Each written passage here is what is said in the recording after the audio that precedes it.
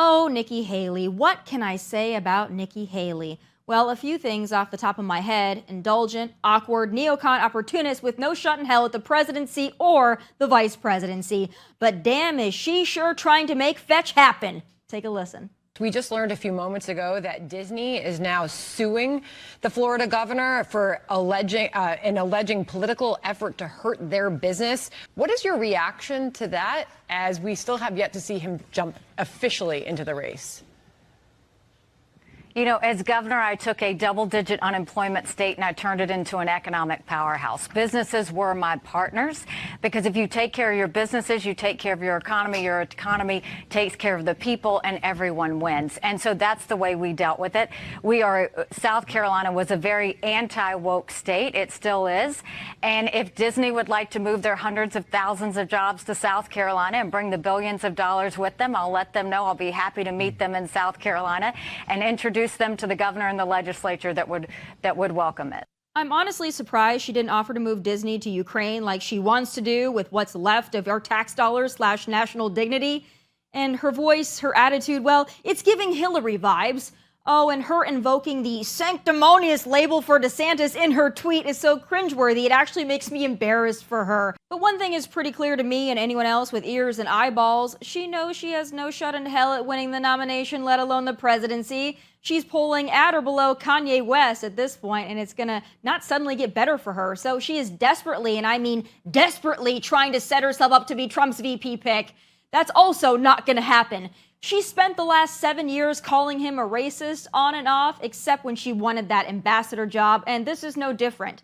DeSantis hasn't even announced yet, but still the other Republicans in the race just can't seem to talk about anything or anyone else. It's giving off obsessive vibes and, dare I say, yes I will, DeSantis derangement syndrome. He's living rent-free in their heads, and he isn't even a presidential candidate yet. I also don't get the strategy of other Republicans in the race, including Trump and especially Nikki Haley, dogging on DeSantis for taking on the leftists in the culture war. Since when is that a bad thing, and why are Republicans on the same side of the issue as Democrats and rainbow wackadoodles? Also, living in Florida and trying to convince voters Florida is actually a horrible place doesn't make a ton of sense. Really, none of the attacks on DeSantis make sense strategically, unless his future opponents care more about winning the nomination than they do the actual White House. And bingo, I think I've cracked the code. You know, I get it. Primaries are contentious, and they should be. But perhaps wait until the man is at least your actual and announced competitor before you relentlessly try to take him down. It's not a good look or a smart move. You know, some people, mostly liberals, cheer as biological men trample over actual women, stealing their accolades and their thunder. But not here. Not on Tomi Lahren is Fearless. No, this week I will recognize 3 legit women as my losers of the week, and boy, did they earn it. First up is the 3rd dumbest person in the Biden administration, after Joe and Kamala, of course, KJP. Well, this week is apparently Lesbian Visibility Week, and while President Joe might suck at everything else, he's clearly very good at recognizing lesbians. So this week is Lesbian Visibility Week, and as the first openly queer person to hold the position of press secretary for the President of the United States, I see every day how important visibility and representation are. Today, I'm honored to welcome the cast of The L Word and Generation Q, 2 Showtime series that chronicle the friendship, the love, the challenges, and the triumphs of strong, funny, and resilient queer women. Lesbian Visibility Week for me and my friends. That's us! All right, your country is going to hell in a handbasket, but you can rest assured and seek comfort in the fact your president recognizes the unique contributions of lesbians and also promotes them within his administration based on the diversity quotient alone. It's really going to come in handy should World War III break out. You know, just send in the lesbians. Although I'm still rather confused because lesbians are defined as women who are sexually attracted to other women, but the Democrats are unable to define what a woman is, so the math ain't mathing here, but oh well. On to my next loser of the week, another insufferable woman, Nikki Haley.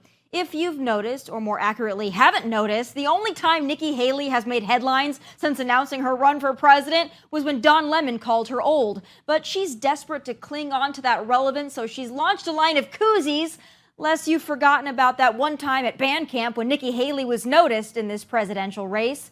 You know, this ranks just under Dylan Mulvaney's Bud Light ad as the most cringy beer-affiliated thing perhaps ever.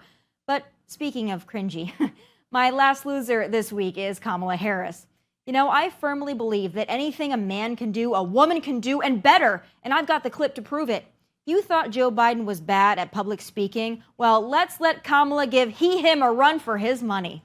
So I think it's very important, as you have heard from so many incredible leaders, for us at every moment in time, and certainly this one, to see the moment in time in which we exist and are present, and to be able to contextualize it, to understand where we exist in the history and in the moment as it relates not only to the past but the future.